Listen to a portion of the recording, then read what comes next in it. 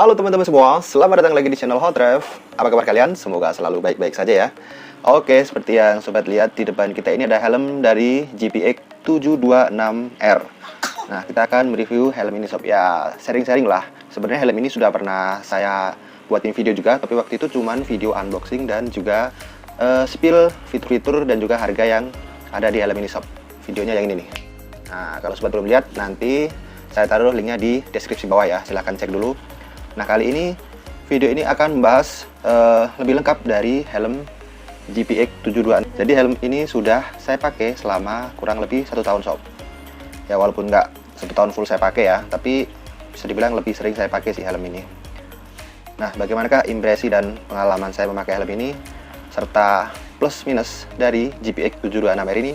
Mari kita simak sama-sama videonya. Oke.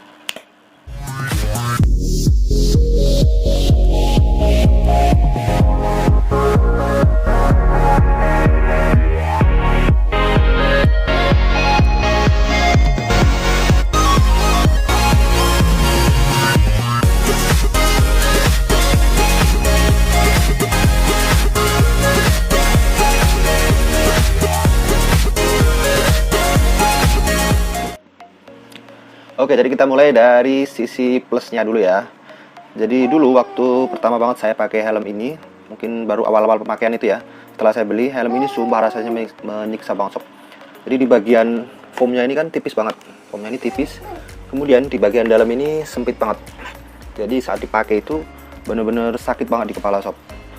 Apa ya, dipakai sekitar 30 menit sampai 1 jam itu udah bikin kepala migrain lah bisa dibilang gitu. Karena bener-bener keras di bagian dalam ini. Tapi ternyata seiring pemakaian helm ini menjadi lumayan nyaman sob. Ya tidak bisa dibilang nyaman banget sih, tapi at least lebih nyaman dari sebelumnya sob. Maksudnya waktu saya awal-awal beli itu ya. Jadi untuk kenyamanan ini sudah jauh lebih nyaman dibandingkan saat pertama kali saya membeli helm ini sob. Lumayan banget lah perbedaannya. Oke, kemudian untuk yang kedua, sisi plusnya adalah dari desainnya ya. Ya walaupun desain itu adalah subjektif atau relatif ya, sesuai selera, tapi kalau menurut saya dan juga beberapa teman saya, desain dari helm ini lumayan cakep sih untuk harga segini apalagi. Jadi untuk desain ini menurut saya juga menjadi sisi plus dari helm ini sob. Kemudian yang ketiga adalah bobot dari helm GPX ini sob. Jadi bobotnya ini saya kurang tahu bobot pastinya berapa, cuman ini ringan banget. Jadi kalau dipakai dalam jangka waktu yang lumayan lama, itu tidak membuat kepala kita atau leher itu jadi pegel sob. Karena dulu pengalaman saya pakai helm KYT itu, KYT berapa ya? Saya lupa, yang videonya ada di sini. Saya taruh linknya di deskripsi juga kalau sobat mau lihat. Itu lumayan berat sih, jadi kalau dipakai jarak jauh itu lumayan pegel di leher ya. Tapi kalau ini sumpah enteng banget. Kemudian selanjutnya adalah sisi positif dari helm ini, bisa dibuat berbagai model sob. Jadi bisa, ini kan jenis helm apa ya, modular bisa dibilang ya. Jadi untuk modelnya ini bisa berubah-ubah sob. Jadi untuk kalau bosan topinya ini bisa dicopot. Sini gampang banget nyopotnya, tinggal diputar aja. Kemudian di bagian depan ini moncongnya ini juga bisa dicopot untuk menjadi helm half face seperti ini ya. Nah, ini menjadi helm half face.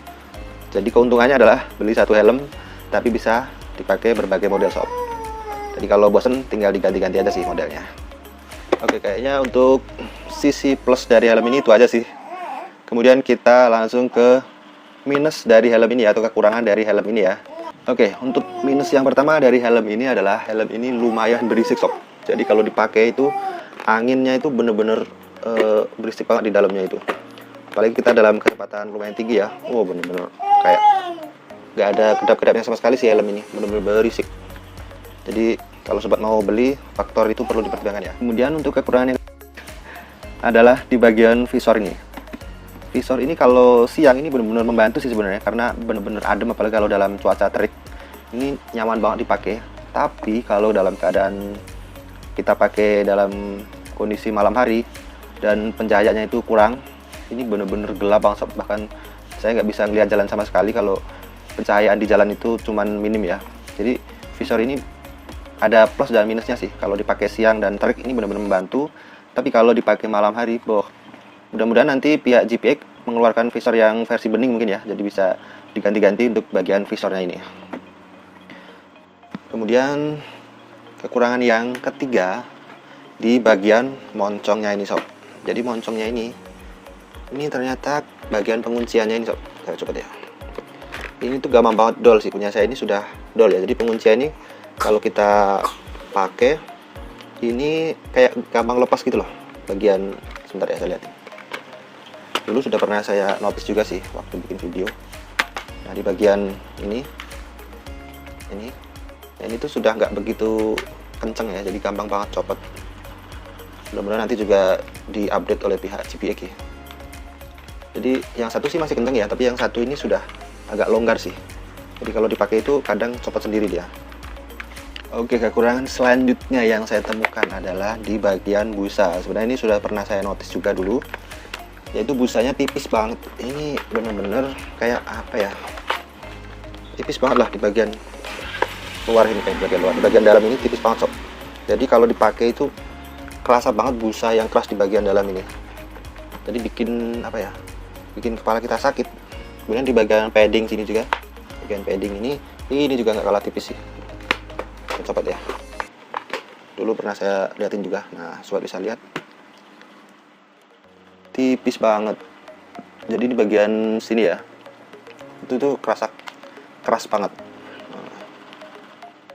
Kemudian banyak yang nanya juga, apa namanya, untuk helm ini size-nya gimana. Jadi size helm ini adalah up to size ya. Jadi sobat kalau mau beli helm ini mending beli offline sih daripada online, karena benar-benar harus menyesuaikan. Dan yang bagusnya itu kalau offline kan bisa dicoba dulu ya. Nah biasanya kalau saya pakai helm XL pada helm pada umumnya, untuk helm ini saya menggunakan double XL ya, jadi harus naik satu tingkat, kalau bisa malah lebih sih. Tapi maksimal dari helm ini sih hanya cuman sampai XL aja sih, double XL. Oke, kekurangan selanjutnya adalah di bagian visornya sob, di bagian visibilitasnya ya. Seperti yang sobat bisa lihat, visornya ini lumayan kecil ya, lumayan sempit. Jadi visibilitasnya itu benar-benar kurang ya. Beda dengan helm full face pada umumnya itu kan kacanya luas. Jadi tentu pandangan juga luas. Kalau ini kan sempit ya, kecil. Kemudian di bagian depan juga ada moncongnya seperti ini. Tapi kalau sudah terbiasa ini bukan masalah yang besar sih. Cuman mungkin awal-awalnya agak mengganggu sih ya, karena ini benar-benar kecil sih. Kemudian yang terakhir adalah warnanya sob. Jadi helm ini ada yang finishingnya itu doff seperti yang punya saya ini. Kemudian ada yang clear ya, atau yang glossy.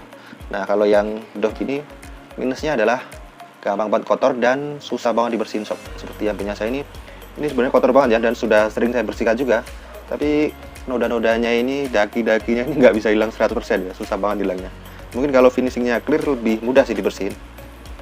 Tapi kalau doff ini ada hitam-hitam ya, kecil-kecil, mungkin nggak begitu kelihatan di kamera, tapi aslinya ini banyak banget kotoran yang susah banget dibersihkan. Kalau saya agak keras bersihnya, nanti dia memutih ya, seperti yang sini. Ini agak putih karena saya terlalu menekan keras gini. Tapi kalau enggak juga susah juga hilangnya, jadi agak serba salah sih. Tapi overall saya lumayan suka sih dengan helm ini. Walaupun ada kekurangan dan juga ada kelebihannya, tapi dengan harga segitu sudah lumayan worth it menurut saya. Semoga nanti kedepannya GPX mengupdate tentang kenyamanan dari helm ini sob. Oh ya, waktu itu banyak juga yang minta, Bang, kenapa kalau review helm nggak pernah dipakai, nggak pernah ini, bla bla bla. Oke, kali ini saya coba pakai ya. Jadi sobat nanti bisa mengira-ira lah bentuknya seperti apa kalau dipakai ya. Kita coba dulu.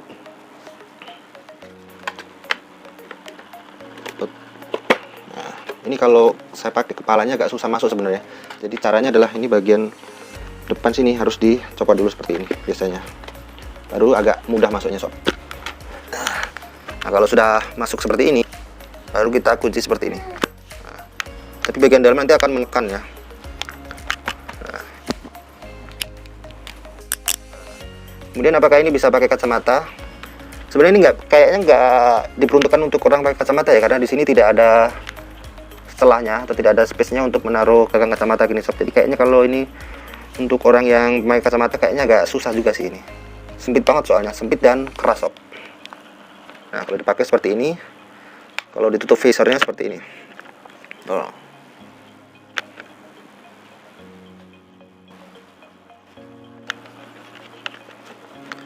Kemudian kalau kita mau menggunakan sebagai helm half face, kita copot gini dah. Nah modelnya jadinya seperti ini. Lucu ya. Kalau kita tutup visornya, Kalau kita pakai visornya seperti ini, angin depan itu biasanya masih masuk sih ke sini dan kena mata biasanya. Jadi kurang nyaman menurut saya kalau dipakai untuk half face seperti ini.